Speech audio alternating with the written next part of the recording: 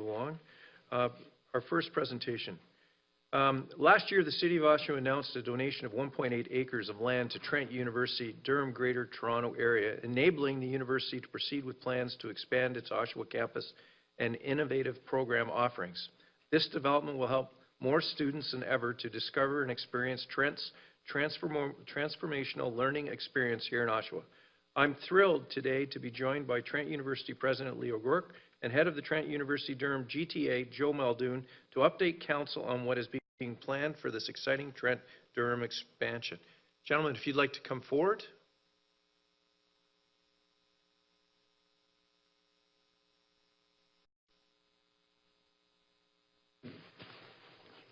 Thank you, Your Worship. Great to be here. Thank you for being here. And I thought I wanted to begin just by acknowledging and celebrating, if I might put it that way, Trent's relationship with Oshawa. Trent has been in Oshawa now for 43 years. And I think what I want to say is after 43 years, we're finally starting to hit our stride. Sometimes it takes a while.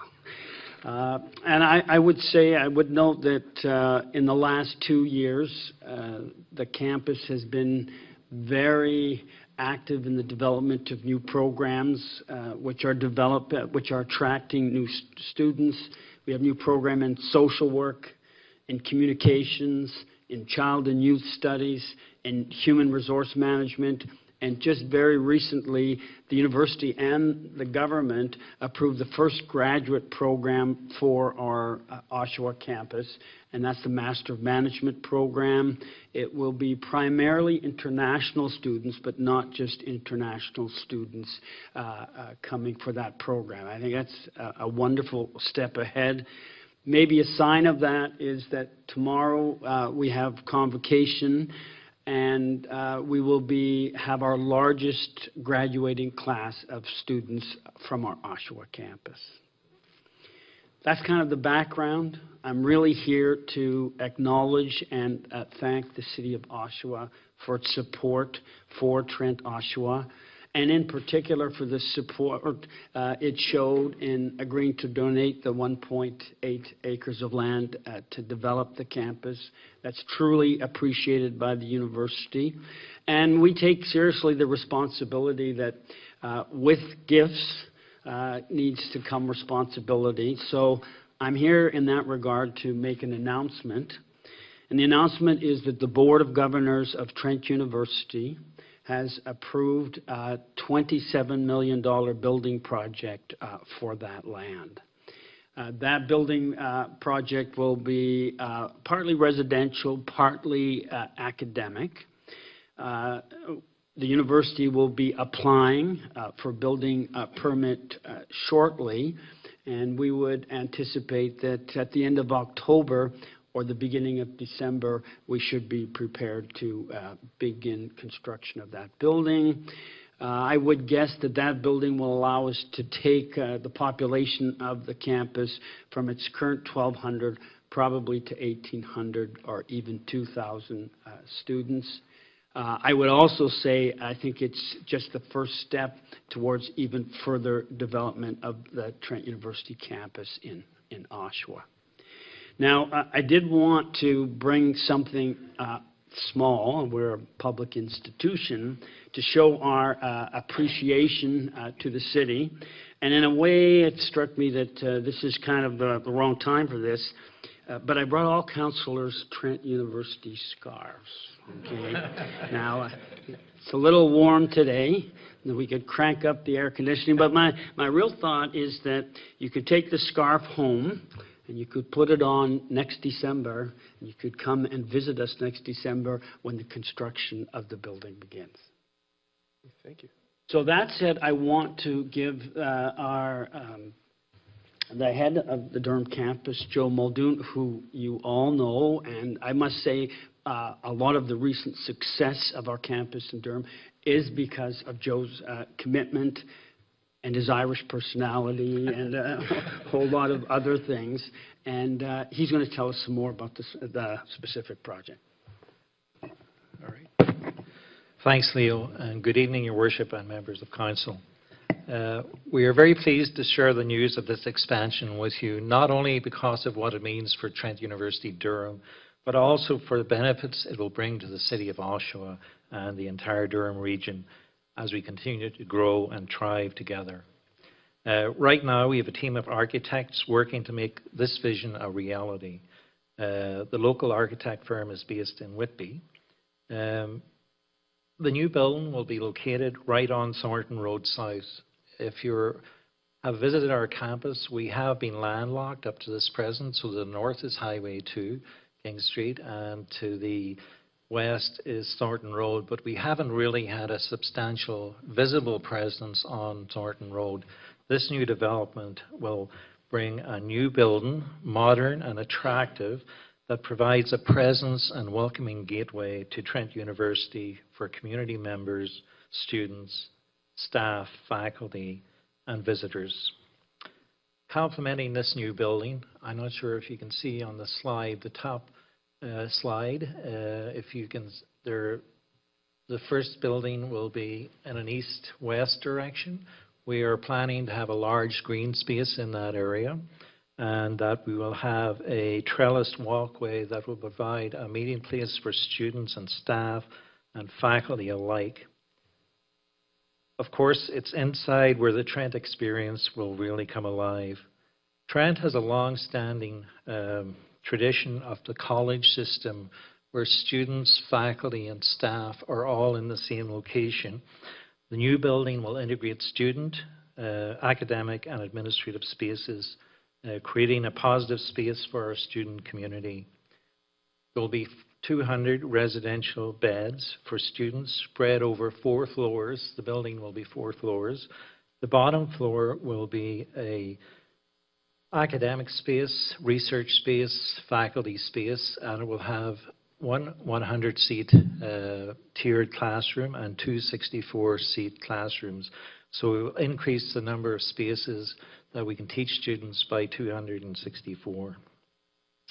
Combine these features, Trent University is looking forward to this expansion. We will plan to double our current enrollment of 1,200 to over 2,000. And once the building design is finalized, we're still looking at getting the concept drawings, which should be available this week, and we will share that with the staff at City Council and with Council. There will be a public open house for campus neighbours and community members to learn more about our expansion plans later this summer. Thank you again, Your Worship, and members of Council, for your support of Trent University Durham GTA. It is much appreciated. So just to the highlights again are 26.1 estimated construction cost. Of this, 7.7 will be directly from the university. There will be 2,200, the capacity of 2,200 students, 200 student residence spaces, and over 12,000 gross square feet of living and learning space. And if we just flick to slide 2. So the building, as I mentioned, will be oriented east-west with frontage onto Thornton Road. And this is a block schematic that gives you an idea of where the location of the new building will be. And just once again, thanks to Your Worship and members of Council for your continued support. We do appreciate it. Okay, thank you. Members of Council, questions? Councillor Kerr? Thank you, Mr. Mayor, and thank you, gentlemen and Marilyn, for being here tonight with this exciting project. If you go back one slide, I just want to take a look at a couple of things. It says over 12,000 GSF. I'm not familiar with that acronym. Is that ground? It's gross square feet. Gross square feet. Now that's just in this building that's coming forward? That is on the bottom floor. So there's 45,000 gross square feet of student residence space, and then the bottom floor is 12,000. So that's for the classrooms and the 3 classrooms and research space and faculty office. Thank you. And when it says by 2024, when do you anticipate phase 2 coming along? That's a very good question, and I'm going to pass that to my erstwhile boss, Dr. Leo Gork. All I could say is it depends, and it depends how quickly we use up this space. My own personal opinion is that that will be quickly. Essentially, we want to get this project out of the way. Our goal at the moment is to increase enrollment in Oshawa to about 2,500 students, between 2,500 and 3,000. And what I would note on the design is you do see that there is a phase 2 on the design, and that's a sign that the board isn't thinking of this as the end of the story. They're thinking that there's another building coming. When it comes will depend on financial situation, but especially on the numbers of students that we have on the Oshawa campus. So my last question then would be that 2,200 new student capacity would be just for this phase. If the next phase comes along, up it goes again, right? That's right. Wonderful. Thank you very much for your faith in Oshawa. Councillor Aker. Well done. Did you know when you purchased your first site, and now with its expansion, you're going to be very well located with the new GO station just south of you at Thornton Road South and Consumers Drive Extended? Well, I don't think we did, but it's a fortunate circumstance, that's for sure. Your Trent Durham is going to be extremely well located, and in any business, any institution, location, location, location. Thank you. Agreed. Thanks. Any other member of council? So at this time, I'd like to invite you to come up. I know that there's a photo to be taken. Members of council, if you would come out and join us, please.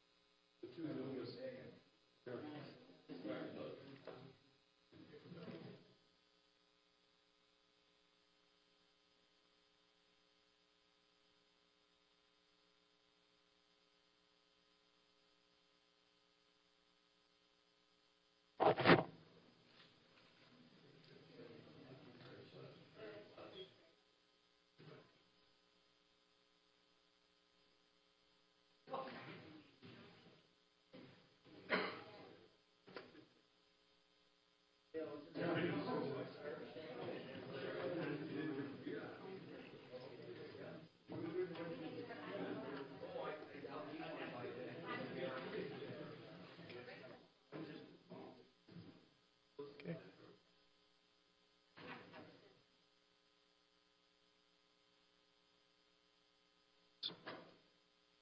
So again, thank you to Trent University.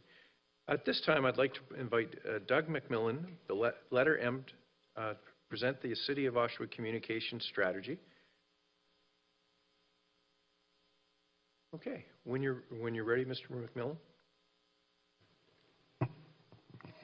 Thank you, Mr. Mayor, members of council. That's a tough act to follow. Congratulations. And I don't have scarves, for the record. We have ideas, and I am representing the fine work of my team at the Letter M Marketing today in sharing with you our recommendations for the next few years in terms of strategic communications to help advance that work and ensure as informed and engaged a local community as possible. I'm happy to share the results of some of our work. As is usually the case with this type of effort, we start with a very robust discovery phase. So we spend a fair bit of time getting to know who you are and understanding the needs of this specific community. That starts with both a digital and a literal box full of everything that's been going on so that we can understand the current status of communications. I enjoyed several terrific meetings here on site for a couple of days in January, February to connect with members of your team to understand the needs of the organization. We were also privileged to talk to 5 comparable municipalities in addition to scanning our own database from similar work that we've done over the years, just to understand what is current and what is coming up in terms of how municipalities are communicating and engaging with the people in their communities. To that end, we held several focus groups, including a terrific workshop with members of council, as well as staff and external participants. And finally, a public survey helped us narrow down what we learned and just refine that a little bit. We had more than 400 members of the community participate. Consider that a very strong sampling and a very robust overall information to guide the work that we're recommending to you today. As is always with this type of work, it's important to bring a common vision to the work of the team and the communication department. Artfully chosen words and approach here to bring the entire organization, the entire community on side with the work of communication. So quite simply, the first statement in this 5-point vision is that we guide strategic communications, and that is to say that that team offers terrific insight, very, very strong capacity for strategic advice throughout the organization, and that is defined as part of their role. That we communicate clearly, concisely, openly, and proactively. And again, words like clearly, the need for plain language in how we communicate and connecting with people in the terms that they use and how they look for information from you. We ensure opportunity for participation. So gone are the days in public communications where it's enough to just disseminate and distribute. Every communication exercise is an opportunity to engage, an opportunity to have feedback, and to create a dialogue and a conversation that can only support you as a council in guiding your work and leading the decisions that you need to make. We lead and support staff in their efforts to keep community members informed. So again, the work of the branch is to be that central point of expertise. And we partner with community to inform and engage the public. The communications does not happen in a vacuum. It happens through a collaborative approach and by sharing what we know and the tools and the channels that we've established. So these are the core foundations of the vision of this work over the next few years. We've recommended, again, core messaging to support the communication function so that there is one kind of key message in how the communication team engage with staff and community, and that is that the City of Oshawa supports a high quality of life and a prosperous, vibrant, and inclusive community. We place community collaboration at the heart of our community building. We communicate critical and core service information. So there's a promise in there, a foundation to ensure that people do always have the information they need to make smart, healthy decisions for their businesses, for their homes, their families. So why put this effort into a strategic communication exercise rather than sort of march along with how we've been doing, and you've been doing quite well? But that is to say that communication becomes more critical every day with the visual and audio noise, the cacophony that is before us. Messages are becoming more and more complex. It's harder to stand out with the barrage of information that comes before us. Thousands of messages a day hit every one of us. And so to stand out, to make sure that people do understand. So communications helps align the community with your strategic goals, with the work that you've defined as what is critical to this community, and keep aligning those decisions with that strategic plan. Effective communication and branding builds civic pride and confidence, not only just in the work coming out of here, but in the community as a whole. That leads to resilience, prosperity, themes like that. To establish trust and comprehension and understanding of not only what is required of us or what is happening here, but why. And to help people to have clarity around the decision-making process, which then leads to both engagement and receptiveness. So the more engaged, of course, the community can be in the work that you're doing, the better informed you are to make the right choices on their behalf.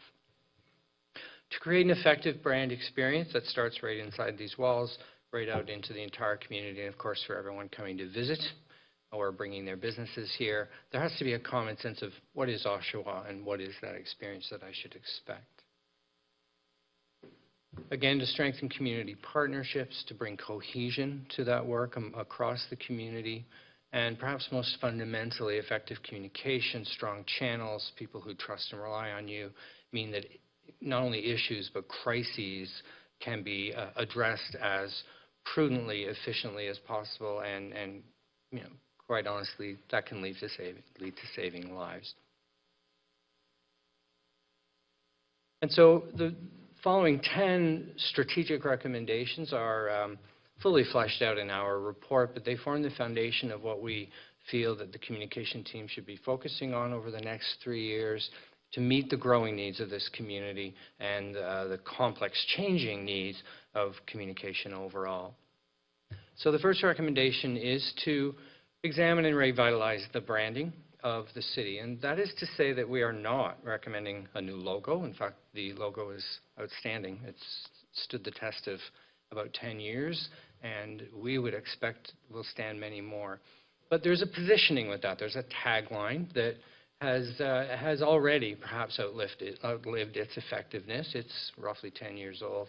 In our school of thinking, that's definitely time to review and replace that. But further to that, we're looking at proposing you look at defining the voice of the brand. A lot of municipalities, a lot of governments are becoming a little warmer, a little more humanized and personal. Pardon me. And with tools like social media being very LOL friendly, we have to make sure that we are building the right rapport with our community and not coming across as sterile or institutional, which in fact is exactly the opposite of what you're hoping to achieve. So there are several recommendations around building and revitalizing the brand as you move forward. Our second recommendation is really to kind of equip the organization to do more with less, to continue. And I have to say that we've been terribly impressed with how much gets done by a core team of communicators both within the department and within the organization. There are excellent communicators happening around here, but you are growing. Your needs are becoming more complex.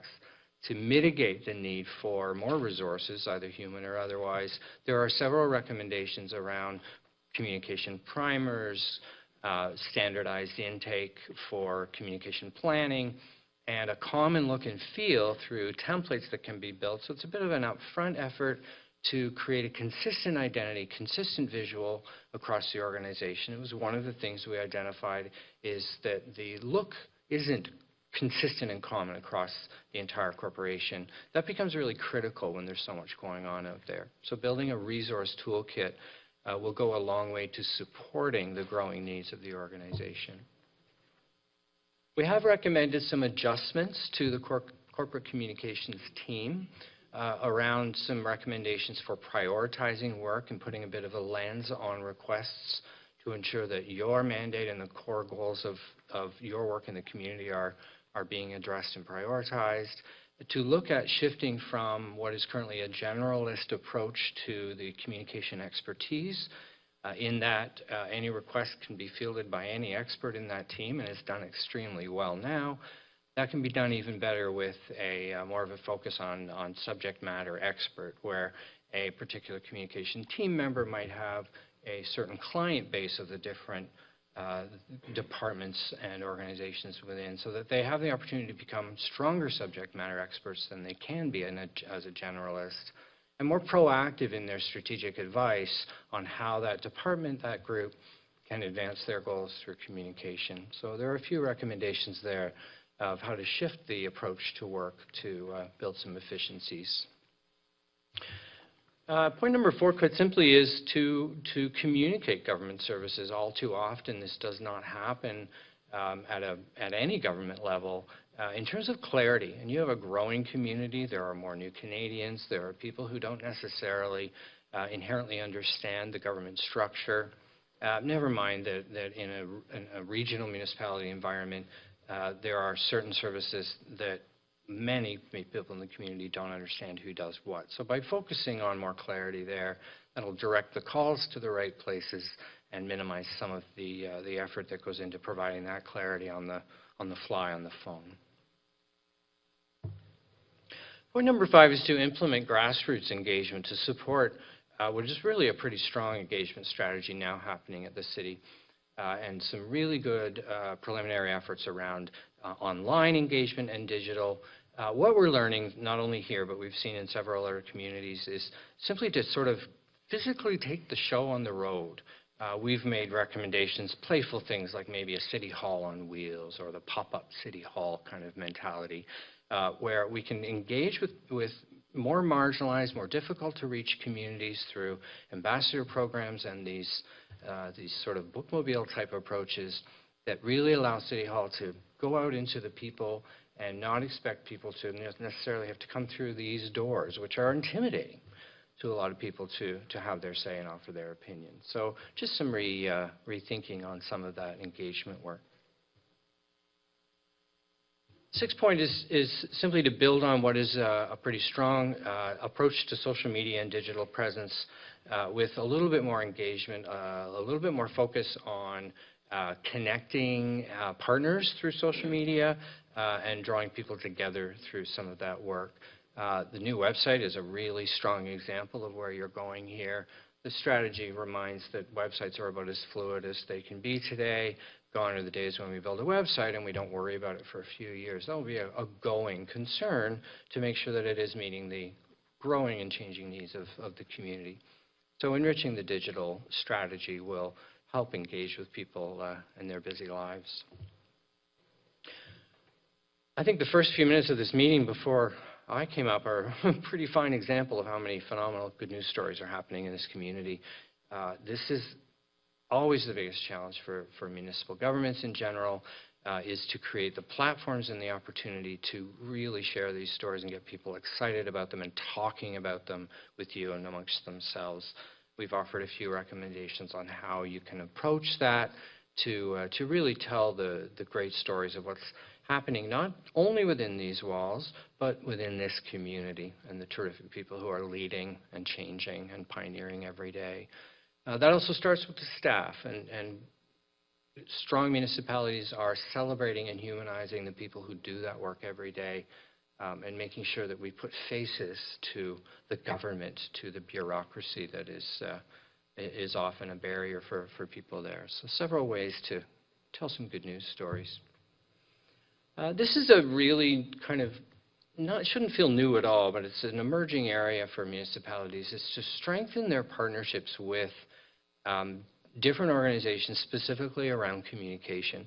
One of our focus groups was with, I'd say, about 20 members of the community who are professional communicators, marketers, engagers in some way, and there was a very strong appetite for a more formalized approach to how we can share your stories and you share ours, where there are common interests and creating some cohesion in programming, even in strategy. So a great interest, and we've recommended some more commitment to building those relationships and really exploring how sort of you can minimize effort and maximize return by building on each other's efforts now. Point number 9 really is just to strengthen the public relations, and again, this goes sort of to the idea of media relations. We are needing to shift our mindset out of the media being as narrow a group as we're used to. Fortunately, media today is every influencer to the public. They all have a voice. Whether or not there is as much scrutiny around that journalism is to be determined by the public. Those relationships are really important. So the public relations side of this work becomes richer than building on what are very good media relationships in this community already with the communication team. So we see that expanding. And our final strategic recommendation really is just around bringing issues management to the forefront of every conversation.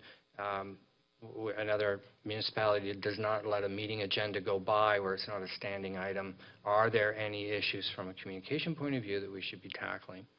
So it's as simple as just a shift in mindset and approach to being proactive around what might be happening in this community and how we can help support the needs of that particular circumstance or issue.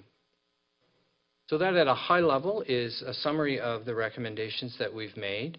And thanks to all the staff members and members of council who participated in this process. This really is bringing you the strength of your ideas, your input back in a focused, achievable strategy that will help strengthen the public's understanding and engagement with the city. Thank you. I'm very happy to answer any questions. Okay, thank you very much. Members of council, questions to Mr. MacMillan? Seeing none, thank you. Councillor Peterbecke, you have a motion to alter the agenda to bring forward this Your report. Worship, moved by myself, seconded by Councillor Shields, that the order of the agenda be altered to bring forward item Corp 18-29 concerning the 2018 to 2021 communication strategy at this time. And Your Worship, it requires 2/3 of the council vote. Okay. Members of council to bring the item forward, I need to see all hands. All those in favor? Opposed? None. The item is before us. I'm looking to somebody, to Councillor Carter, to move the recommendation. First of all, good evening, Mr. Mayor. Move the recommendation outlined in the agenda. Okay, seconded by Councillor Kerr. Questions on the recommendation? Seeing no hands, I will call the vote. All those in favor? Opposed? None. That carries. Thank you very much. At this time, I would like to invite Will Thurber on behalf of the Oshawa Kicks Soccer Club to present members of council and staff with tokens of appreciation for assisting with the 2018 Frank Sobil Spring Classic Soccer Tournament. Welcome, Mr. Thurber. When you're ready, just make sure the green button is lit. Good evening, Mr. Mayor, members of council, and the senior leadership team. Before I address the main topic tonight, let me go off script for just a moment. This will be the last time I address council while you are sitting in the mayor's chair. With your permission, I want to thank you on behalf of the Oshawa Kicks Soccer Club. You, Mr. Mayor, have been a solid supporter of our club. You've attended frosty spring morning starts or a 5K run, late evening open houses on frozen February nights, scorching August carnival fun days with all our young recreational players and their parents, and you've handed out trophies in the rain at our annual Frank Sobil Spring Classic Soccer Tournament. So on behalf of our staff, our volunteers, our coaches, our managers, our players, our supporters, our sponsors, but most importantly, our young athletes, thank you for your support. We wish you the best of luck in your future endeavors. Thank you. Mr. Mayor, I'm here tonight to report on the success of the extraordinary partnership between the City of Oshawa and the Oshawa Kicks Soccer Club. Over the first 2 weekends last month, we welcomed 320 teams with 6,400 coaches and athletes and nearly 25,000 parents, siblings, other family members to the 16th annual Frank Sobil Spring Classic Soccer Tournament. Teams came from as far away as Trois-Rivières, as far west as Detroit, Michigan, as far north as North Bay, and as far south as Buffalo, New York. They spent $2.4 million, enough economic activity that 20 full-time jobs were created as a result of our tournament. As president of the Oshawa Kicks Soccer Club, I'm most certainly proud of our soccer programs, from our Soccer Tots program, serving over 450 children born in 2014 and 15, recreational soccer development programs for children born in 2008 to 2013, our All Abilities program, open to all athletes with a 1-to-1 coach-to-player ratio, our gender-specific recreational programs for teens born in 2000 and 2008, and our adult recreational leagues, including our Strictly Over 60 League, or as Councillor Aker says, those young whippersnappers. Our competitive programs continue to receive awards both for their achievements on the field as well as excellence in design, organization, and administration. But what I'm most proud of is the culture of our club. We're proud of our community, and we take seriously our obligation to make Oshawa a better community. I know you're aware, Mr. Mayor, of all the ways the Oshawa Kicks Soccer Club gives back to the community.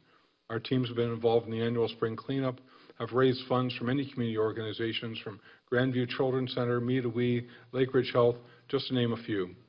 We also provide programs to reach out to athletes to eliminate economic need as a barrier to participation. We also directly support our city.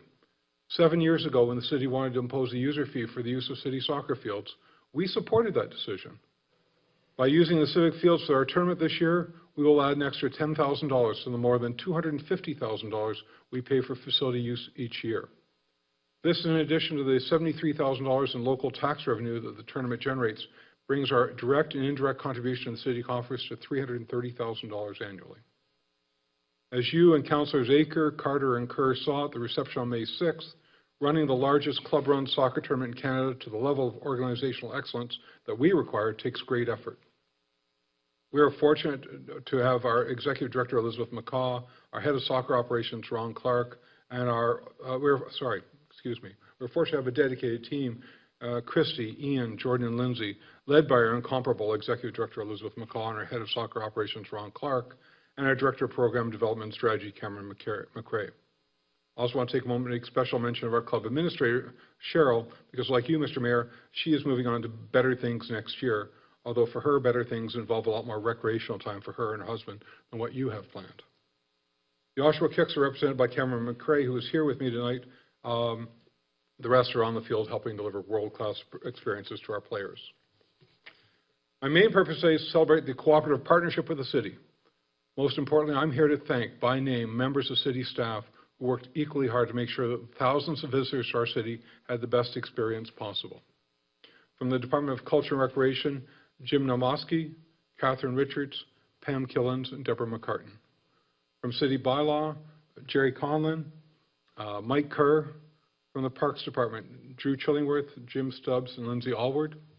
And from the Oshawa Civic Recreation Complex, Eiley Oberson, Cindy Young, Daryl Shaw, and Annie Pade. Excellence often requires collaboration. When the city is ready, we are prepared to build upon this success and are willing to have more visitors, spending more money, creating more jobs, and adding even more to the city's coffers. We are ready and willing and able to do so. But until that time, it pleases me greatly to present all of these hardworking civil servants and all members of council with our tokens of appreciation. Thank you. Members of council, questions? Seeing none, if you'd like to have members of council come out in front of your desks, please. And while you're coming up to do that, to you, your board of directors, Will, and your entire volunteer base, thank you for the great job you do with the young people in our community. Thank you.